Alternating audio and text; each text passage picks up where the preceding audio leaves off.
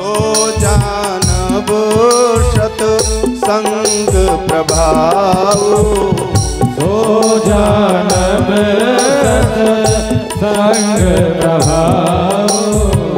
लोकहु वेद न आन उपाव, लोकहु वेद न आन उपाव। हरि बोल।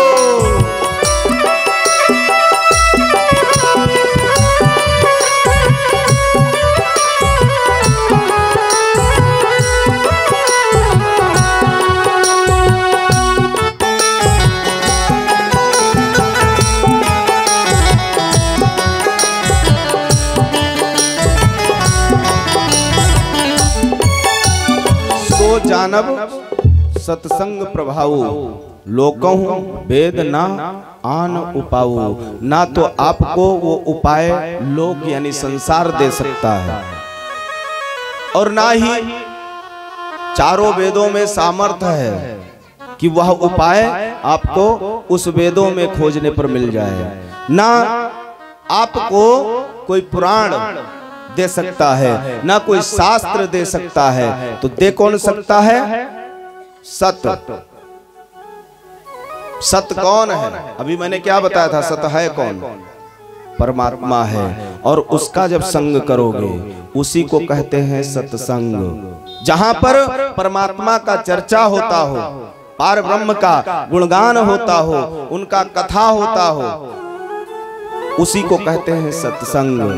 यानी आप कहीं ना कहीं आपका तरंग, आपका मन, आपका हृदय उस सत्य से जुड़ा हुआ है। जो सत्य कौन है? परमात्मा है। और जब परमात्मा से आप जुड़ते हैं तो निश्चित रूप से कल्याण हो ही जाता है। उसमें कोई भी तनिक मात्र संदेह नहीं है कि कल्याण नहीं होगा।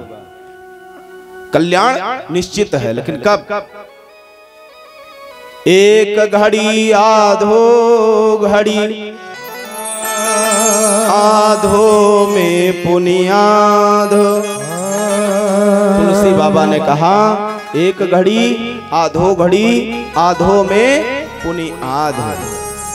हो सके नित्य एक घड़ी सत्संग करो। सत्संग मतलब अगर कोई आपसे चर्चा करने वाला नहीं मिल रहा है तो सत्य यानी परमात्मा के सन्मुख जाकर बैठो। आपके घर में अगर मंदिर बना हुआ है तो अति उत्तम है, नहीं मंदिर है तो अगर कहीं पटचित्र रखा है, एक फोटो तो सबके सनातनियों के घर में चाहे एक फोटो लगा रहा है भगवान के, लेकिन लाग रहा था। और उस फोटो को यानी सत्य को देखते हुए अतना तो कहीं सकत हो। ओम जय जगदीश हरे, प्रभु जय जगदीश हरे, स्वामी जय जगदीश हरे। भक्त जनों के संकट, भक्त जनों के संकट क्षण में दूर करे। ओम जय जगदीश हरे। अब इसी लाइन में सर्वस्व मिल गया। जय जगदीश हरे, स्वामी जय जगदीश हरे। भक्त चाहे जैसा हो, भक्त भक्त होता है, क्योंकि बाबा ने स्पष्ट क्या कहा है? भाव को भाव अलख आलस हूं। यानी आप किसी भी प्रकार से भजिए, भक्त बनिए, चाहे दिखावा चाहे जैसा। जैसे आप दिखावा में खाली चंदन लगाओ, बाबा बनने की आवश्यकता नहीं है। खाली चंदन टीका करे लागो ना, यो बहुत कुछ रोकी आप कहना। तन को अनुचित होए लागी, अरे हम बताओ इतना लंबा चंदन लगाए और यू कार्य करे जा रहे हैं। दाढ़ी रखा कर देखिए, बहुत कुछ रोकता है। संत वेश में आकर देखिए, बहुत कुछ रोकता है। और आप अगर उसको साध ले गए तो आप संत हो गए, अन्यथा कालनेमी हो गए। बशर्ते साधना आप में और क्षण में दूर करे। जो ध्यावे फल पावे। कौन फल? कौन फल? आम नहीं, केला नहीं, अंगूर नहीं, नारियल नहीं, अर्थ न धर्म न काम रुचि गति, चारों फल हो गए ना।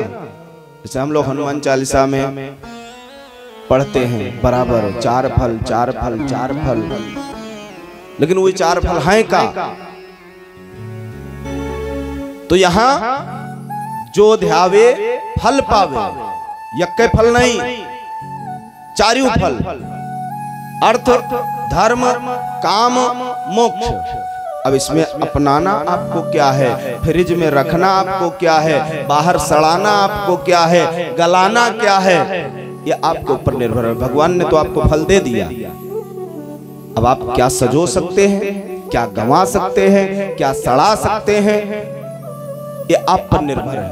आपको अभी उदाहरण तौर पे आम, अंगूर, केला और एक फल और कोनो संतरा मान लो दे दिन जाए तो ये चारों एक सथवे न सड़ जाए, यह जान लो। न मानो तो काल जायो, ये चार फल थोड़ा थोड़ा खरीदियो, वहां जो पहलवे से मधुर है, तो मधुर वहां का है, मधुर का है, सेब, ठीक है। और सेब इतनी जल्दी गली ना, अगर कहूं वो दागी नाइबा है तो। इसी तरीके से हमारा अर्थ धर्म काम मोक्ष ये चारों फल अगर कहीं ना कहीं दागी नहीं है तो निश्चित रूप से हमको चारों फलों की प्राप्ति होती है। और अगर कहीं थोड़ा भी डगमग हो गए, यदि हमारे बड़े भैया संतोष भैया हैं, जब कभी बैठे थे तो इनसे जरूर चर्चा होता है, धर्म के साथ धन को जोड़े रखो, और जोड़ कर रखते भी हैं। पहले तो हमारा आपका बस खाली इतने हम जानते थे कि भैया है, ये जानता है फलाने के लड़का है, ये सत्यता है। लेकिन जब से आपसे हम जुड़े हैं तब से मैं भली भांति आपसे ही नहीं आपके पूरे परिवार को मैं देखा हूं। खाली यह न जानो कि हाँ खाली वो दुकान पर बैठे रहा था, जिस तरीके से इनके यहाँ भजन भाव पूजा पाठ होता है ना, शायद हम आप ना कह पेबे। यानी ये समझते हैं कि फल को कैसे सजो कर रखना है। और हम आप तनिक चंदन लगावा भौखलिया आएगी, तनिक कलमस आवा कि वो तीनों ताप हमका घेरे लाए। यहाँ सत्संग से जो आपको प्राप्ति हो सकता है वो ना तो आपको वेद दे सकता है, ना पुराण दे सकता है, ना शास्त्र दे सकता है।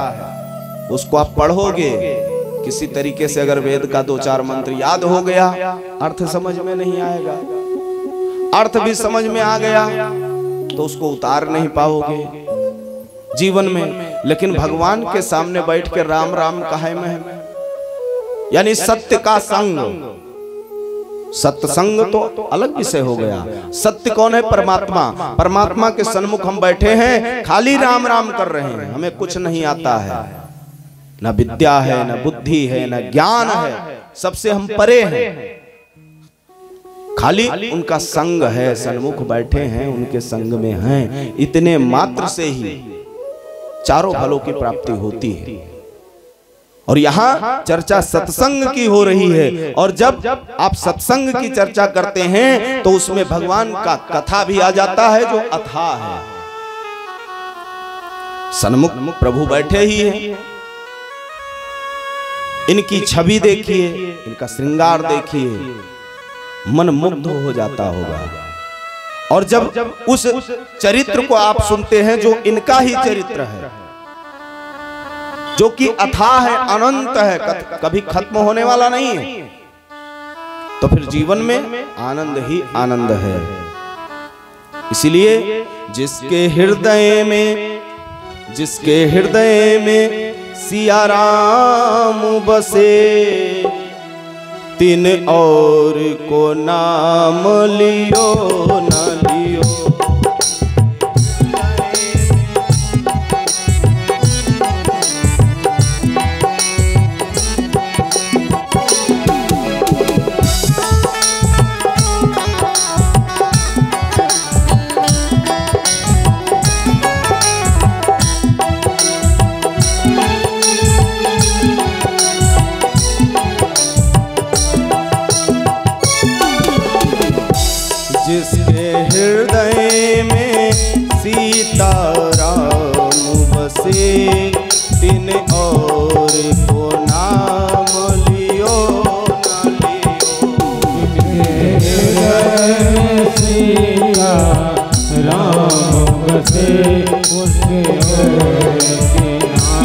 लियो ना लियो। हरि बोल मीठी मीठी तालियों के साथ।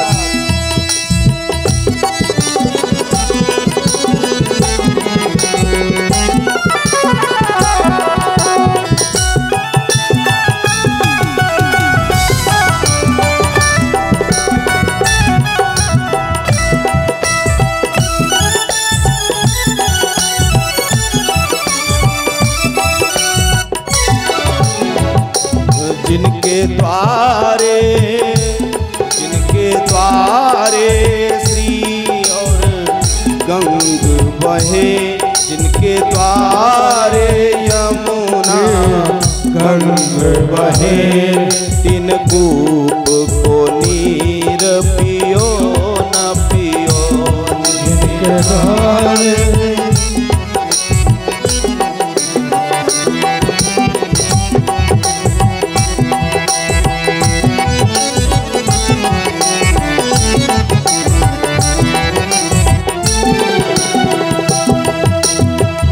द्वारे पे गंगा, प्रश्न खड़ा होता है क्या द्वार पे भी गंगा बह सकती है?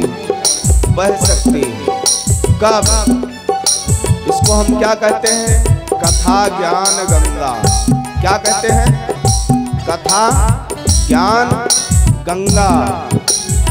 और इसमें हम सब चाहे भाव से चाहे कुभाव से चाहे जैसे डुबकी लगा रहे हैं, और जब डुबकी लगा रहे हैं तो आनंद आएगा ही आएगा। जब आप तार को छूते हैं ना, बिजली हो तार को छू लें तो फिर करंट उसे मारना ही मारना है। वो ये नहीं देखेगा कि आप बिजली विभाग में हो कि नहीं हो, बशर्ते अगर आपको गुण पता है तो आप सचेत होकर जाएंगे। ठीक उसी प्रकार जिनके द्वारे पे गंगा यमुना बहे, जिनके द्वारे पे गंगा यमुना बहे, तीन कूप को नीर पियो न पियो। तीन करबो नीर पियो न पियो। जिनके हृदय में सीता राम बसे, तीन और को नाम लियो न लियो। जिनके हृदय में सीता राम बसे, तीन को और नाम लियो न लियो। हरि बोल।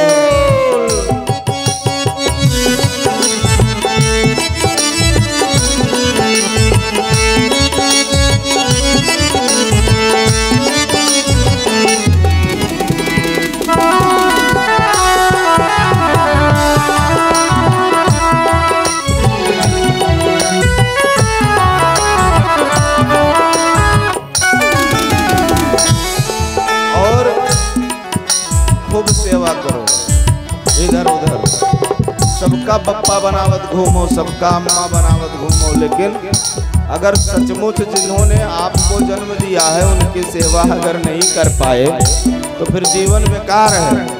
ऐसे ठीक मैं भी हूँ, जहाँ देखो माता जी, जहाँ देखो तहाँ पिताजी, लेकिन कोई जन्मदिन है, दुर्भाग्य है हमारा, उनका मैं सेवा नहीं कर पाता हूँ।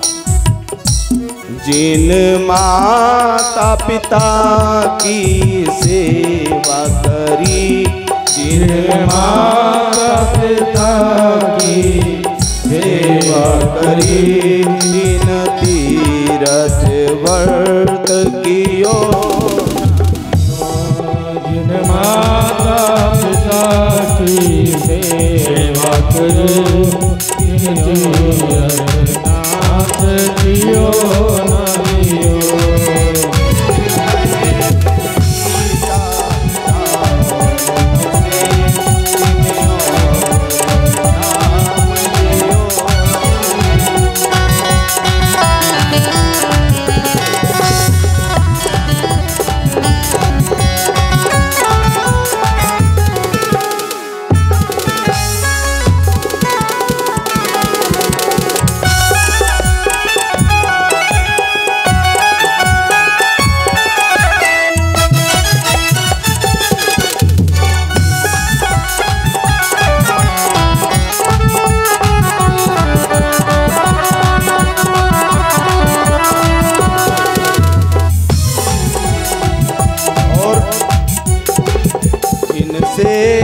वटहल साधुन की करी, जिनसे वटहल साधु से करी, तीन योग और ध्यान कियो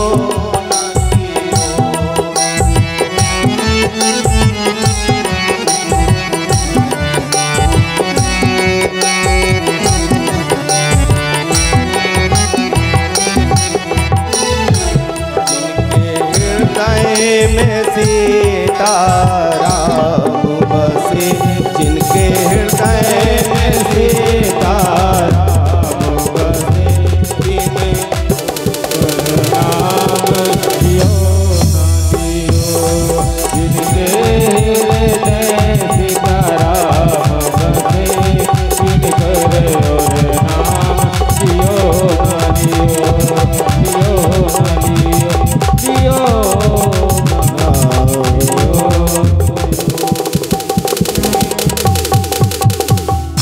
प्रेम से बोलिए राघवेंद्र सरकार की। अच्छा केवट कोई पढ़ा लिखा था क्या?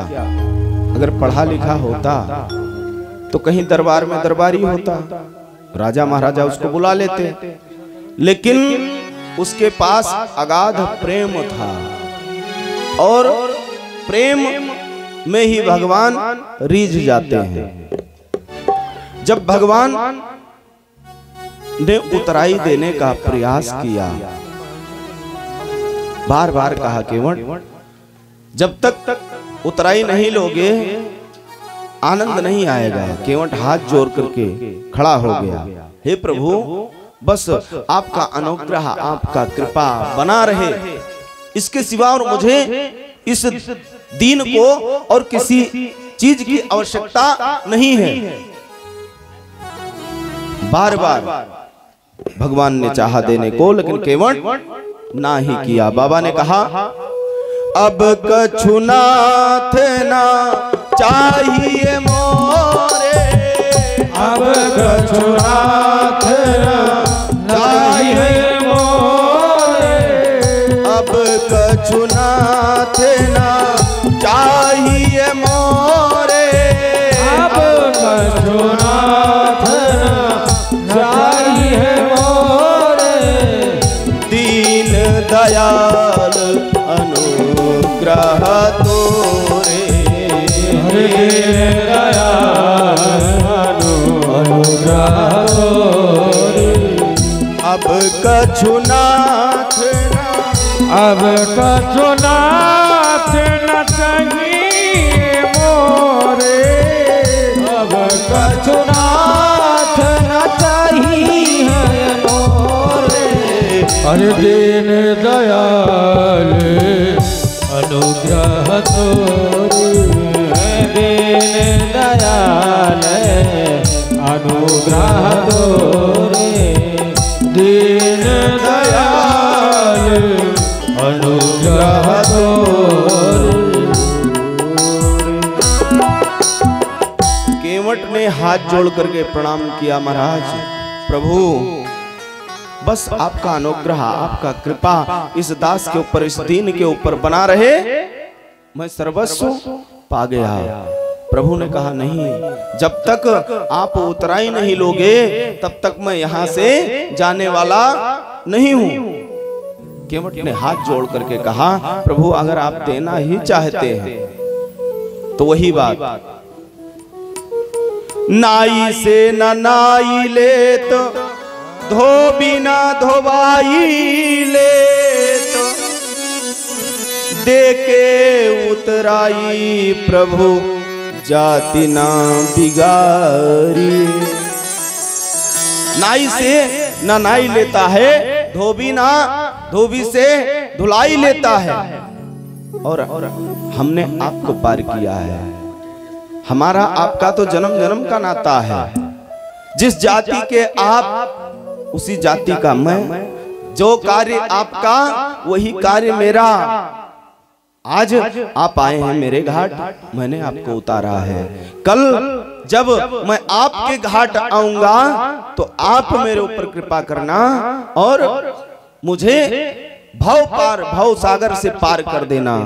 प्रभु ने कहा नहीं, ये तो मुझे करना ही करना है, क्योंकि अकाल मृत्यु हरणम सर्व व्याधि विनाशनम श्री राम पादोदकम प्रीत्वा, क्योंकि आपने मेरे चरणोदक को पिया है और ये मेरे ऊपर कर्ज रहा। जब तक ये कर्ज मैं नहीं चुकाऊंगा तब तक आनंद नहीं आएगा। बार बार जब केवट से भगवान ने कहा, केवट कहता है अगर आप देना ही चाहते हैं तो अभी आप ऐसे ही जाइए अनुग्रह कृपा दे करके, और जब आना दोबारा वापस तो आओगे आप इसी घाट से ना। तो जब इस अब केवट को थोड़ा ये पता था कि उधर से पुष्पक विमान इत्यादि सब होगा और उस विमान पर हमारे प्रभु जाएंगे।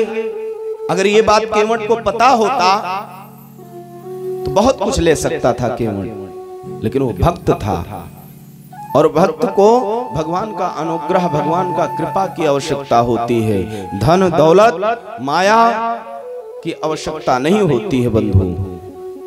केवट ने कहा, बाबा कहते हैं फिरती बार मोहि जो देवा, फिरती बार मोहि जो देवा, फिरती बार मोहि जो देवा, फिरती बार मोहि जो देवा। जब आप आएंगे वापस, यानी फिरती बार वापस जब आएंगे तो जो आप मुझको देंगे सो मैं ले लूंगा। क्या समझ करके? बाबा ने कहा फिरती बार मोहि जो देवा, फिरती बार मोहि जो देवा, फिरती बार मोहि जो देवा, ये फिरती बार मोहि जो देवा, फिरती बार मोहि जो देवा। सो प्रसादु मैं सिर धरि लेवा, हरि सो प्रसाद मैं सिर धरि लेवा।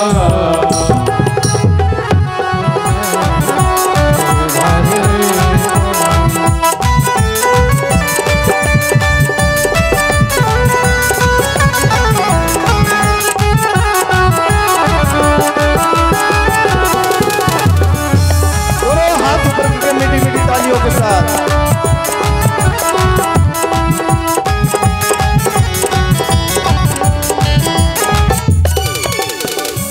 प्रेम से बोलिए राघवेंद्र सरकार की।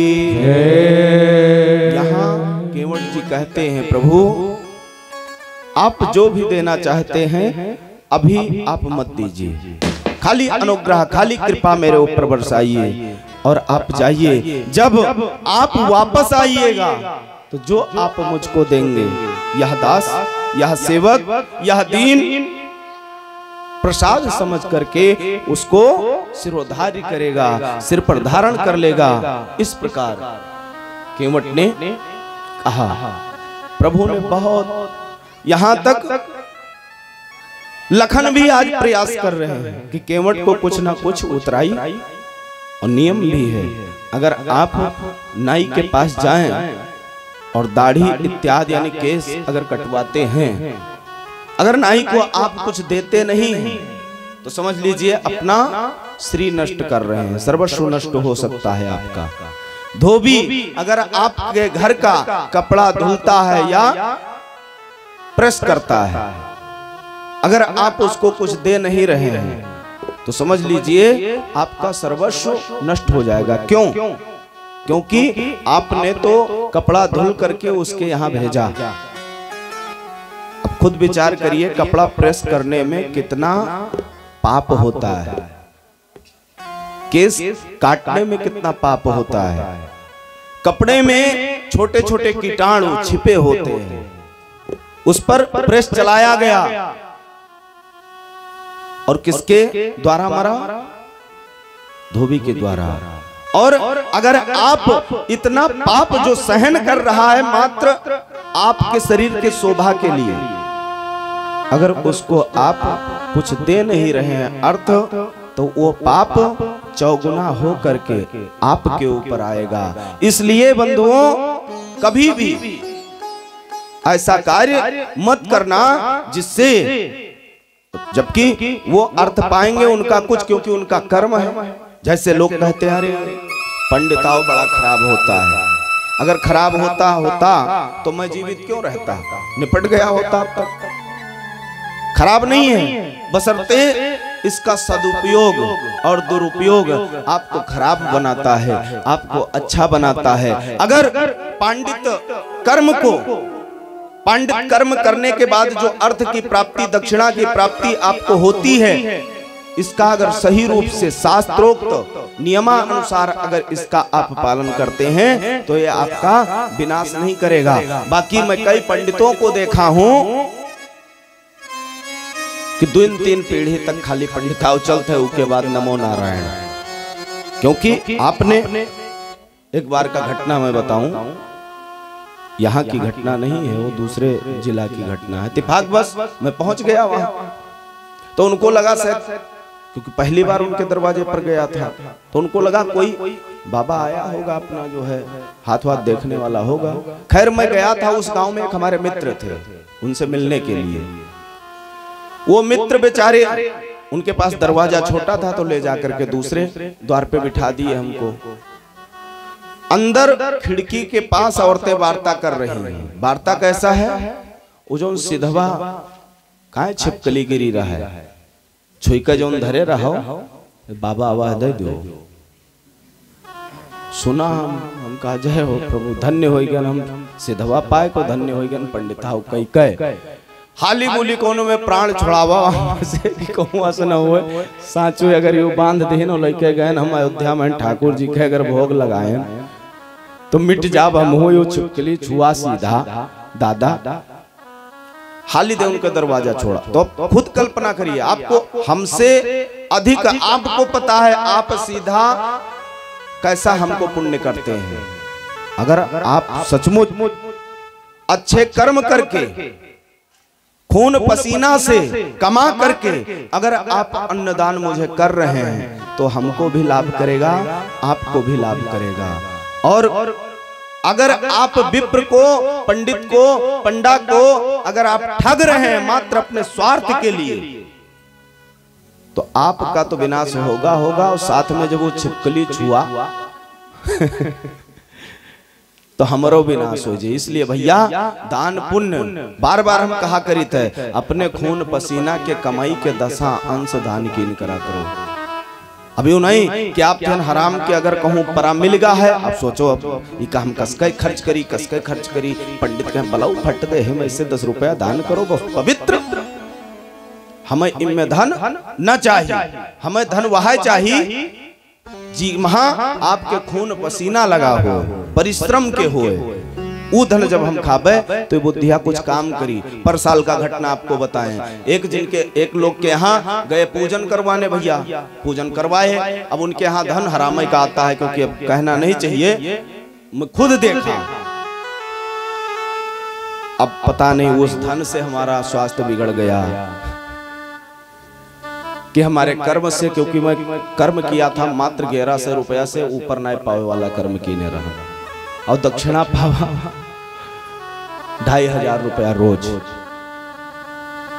हमारा आदत है दक्षिणा मात्र गिनित नहीं है, जौन कुछ दिहो आप जेब में धई दो, झोरी में धई दो। अब वो 1 रुपया है कि 1 लाख है कि करोड़ है, इका जब हम पहुंचबे घरे तहदले जब आवश्यकता लागी हमारा, तो हाली आवश्यकता नहीं लागत है।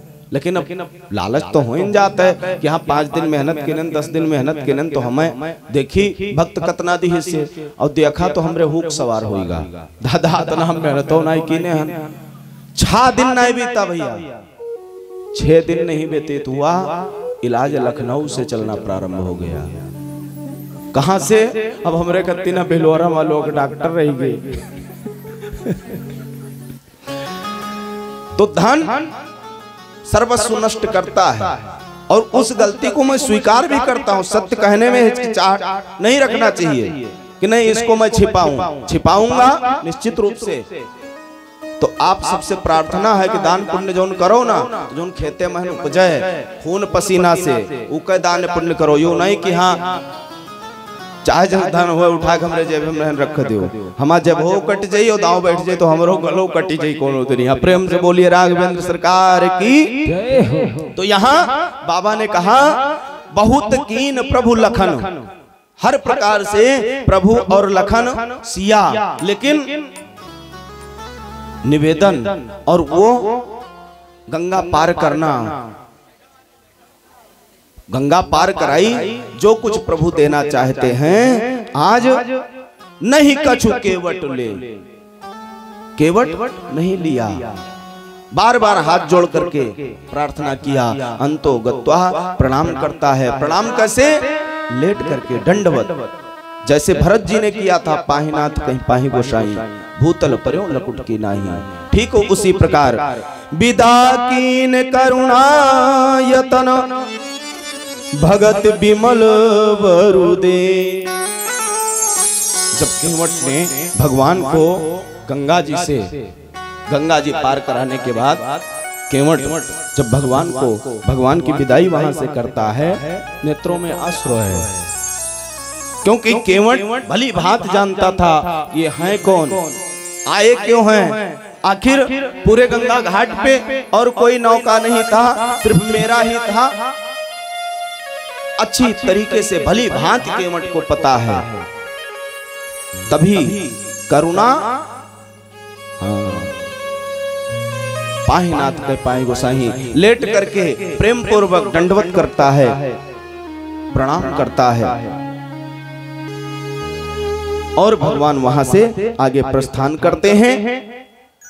कथा बहुत लंबी है, इसको अगर हम सोचें कि परसों तक अगर खत्म कर दें न हो पाई, हमसे हो न पाई। छलांगो अगर लगेबे तब हो न हो पे, कितना छलांग लगा दे। अब यहाँ से वो खंभा तक हमें कूदे गोड़ टूट जाए कि रह जाए, टूट जाई तो इनमें छलांग लगा का करी के ले चलो के डिया न ले चलो। प्रेम से बोलिए राघवेंद्र सरकार की जय। भगवान जो कुछ आपको दें वो आपका नहीं है। अगर आप ये समझें मैं बहुत तेरा तुझको अर्पण, प्रभु का हम भोग लगाते हैं ना, प्रयास करते हैं कि भगवान को खूब मेवा मिश्री कटाएं। क्यों? क्योंकि भगवान ने हमको उस लायक बनाया है, तभी हम भगवान का भोग लगाते हैं। अच्छा अच्छा नैवेद्य का भोग लगाते हैं, अच्छा अच्छा होम करते हैं, अच्छा अच्छा उनका श्रृंगार करते हैं, और हर कार्य में भगवान का शुक्रिया अदा करना चाहिए। शुक्रिया उर्दू शब्द है, शुक्रिया मतलब धन्यवाद। प्रभु ने आप हमको दिया है, मेरा तो कुछ है नहीं, आया था, और जैसा मैं आया था सबको पता है, एक को धागा तन पर नहीं रहा, हर प्रकार से बस मैं दिगंबर ही था।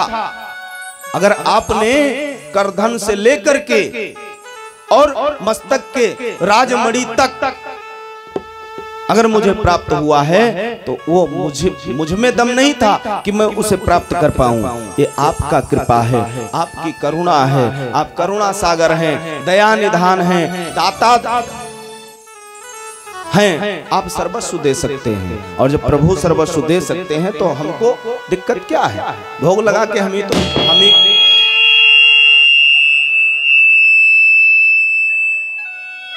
भोग लगा करके हम ही को तो खाना है, नाम है भगवान के सामने बढ़िया 56 प्रकार का व्यंजन रखा जाता है, और फिर जल्दी है कहूँ ठंडाए न जाए, फिर खाए में मजा ना आवे, अतने उप जल्दी है। दिया उन्हीं का है, उन्हीं को भोग भी लगा रहे हैं, और मनमा लालसाई में रहे, कहूँ ऐसा ना हो थरिया ठंडाई जाए, मजा ना आई खाए। मुझे तूने मालिक, मुझे तुमने प्रभु जी बहुत कुछ दिया है, तेरा शुक्रिया है, तेरा शुक्रिया। मुझे तूने माल बहुत कुछ दिया, तेरा शुक्रिया, तेरा शुक्रिया।